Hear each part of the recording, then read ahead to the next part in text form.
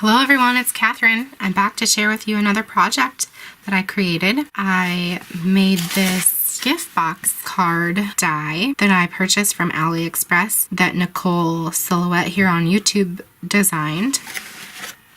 And I think that it's super cute. I made this as an Easter design. This is a little box that fits right inside of here and it pops out just like this. And then this box comes out and the lid comes off so you can fit something inside of here.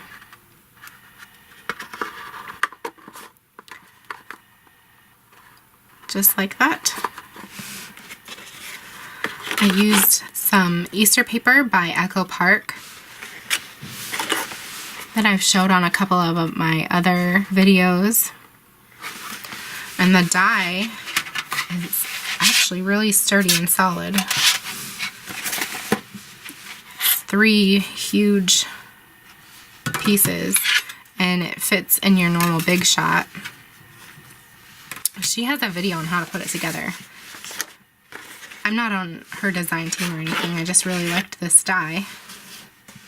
And I think this is super cute to put like a little bit of grass, like decorative grass or shred that you would put in the Easter baskets down in there, and then you can put some chocolates down in there and give this to one of your friends for Easter.